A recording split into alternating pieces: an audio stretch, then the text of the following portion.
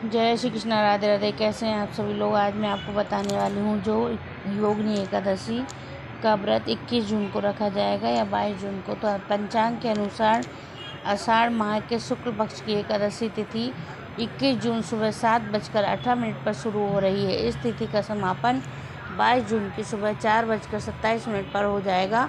उदय तिथि के अनुसार योगिनी एकादशी का व्रत इस साल 21 जून शनिवार को रखा जाएगा। व्रत पारण का समय 22 जून की दोपहर 1:47 से शाम 4:45 तक किया जा सकेगा। इस शुभ मुहूर्त में व्रत पारण करना शुभ होता है। योगिनी एकादशी की पूजा विधि। योगिनी एकादशी के व्रत के नियम दशमी की शाम से ही शुरू हो जाते हैं और अगले दिन एकादशी तक रहते हैं। दशमी तिथि पर रात के समय गेहूँ, मूंग और जौ का सेवन नहीं करना चाहिए। दशमी की रात को नमक भी नहीं खाते हैं। अगली सुबह एकादशी पर स्नान के पश्चात व्रत का संकल्प लिया जाता है, फिर स्वच्छ वस्त्र धारण किए जाते हैं।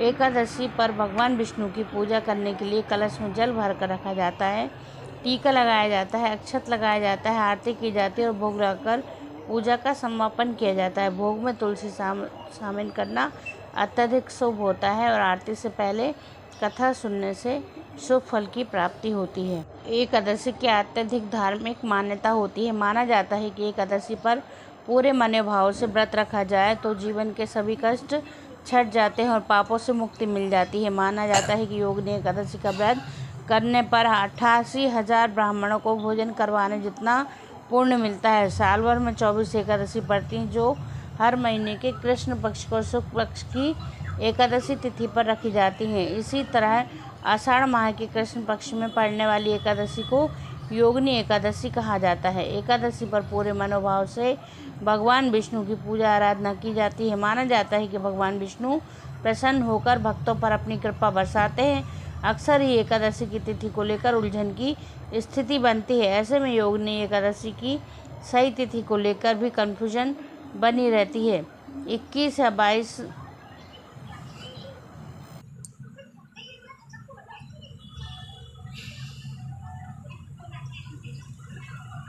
जाएगा। आरती से पहले एकादशी की कथा सुनना अनिवार्य होता है, तभी पूर्ण फल की प्राप्ति होती है। तो आइए सुनते हैं योगिनी एकादशी की व्रत कथा। धर्मराज युधिष्ठिर कहने लगे कि भगवान, मैंने जिस शुक्ल एकादशी के व्रत का महत्व सुना है, अब कृपया आषाढ़ कृष्ण एकादशी की कथा सुनाइए। इसका नाम क्या है, महत्व क्या है, यह भी बताइए। श्री कृष्ण कहने लगे कि हे राजन, आषाढ़ कृष्ण एकादशी का नाम योगिनी है।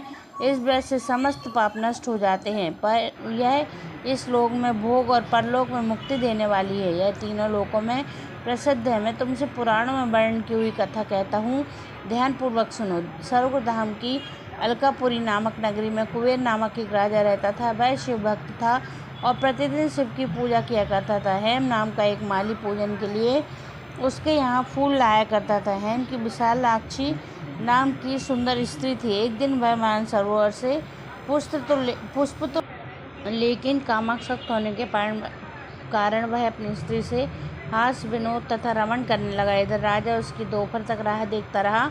अंत में राजा कुबेर ने सेवकों को आज्ञा दी कि तुम लोग जाकर माली के न आने का कारण पता करो, क्योंकि वह अभी तक पुष्प लेकर नहीं आया।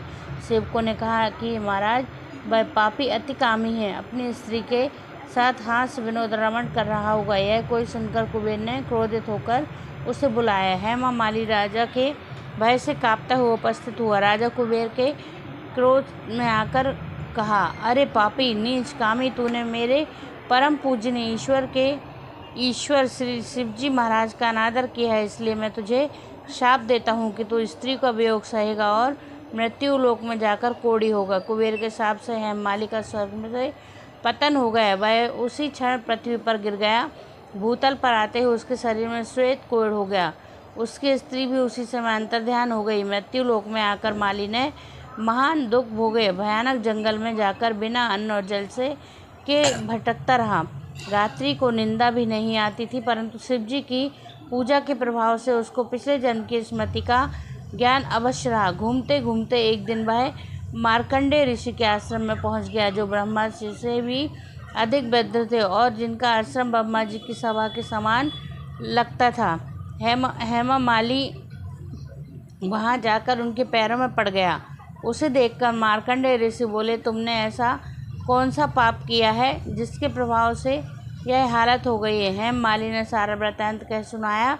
यह सुनकर ऋषि बोले, निश्चिंत ही तूने मेरे सम्मुख सत्य वचन कहे हैं, इसलिए तेरे उद्धार के लिए मैं एक व्रत बताता हूँ। इसलिए तू आषाढ़ मास के कृष्ण पक्ष की योगिनी नामक एकादशी का विधि पूर्वक व्रत करेगा तो तेरे सब पाप नष्ट हो जाएंगे। यह सुनकर हेममालिनी ने अत्यंत प्रसन्न होकर मुनि को साष्टांग प्रणाम किया। मुनि ने उसे स्नेह के साथ उठाया। हेममालिनी ने मुनि के कथानुसार विधि पूर्वक योगिनी एकादशी का व्रत किया। इस व्रत के प्रभाव से पुराने स्वरूप में आकर वह अपनी स्त्री के साथ सुखपूर्वक रहने लगा। भगवान कृष्ण ने कहा, हे राजन, यह योगिनी एकादशी का व्रत 18,000 ब्राह्मणों को भोजन कराने के बराबर फल देता है। इसके व्रत से समस्त पाप दूर हो जाते हैं और अंत में स्वर्ग को प्राप्त हो जाता है।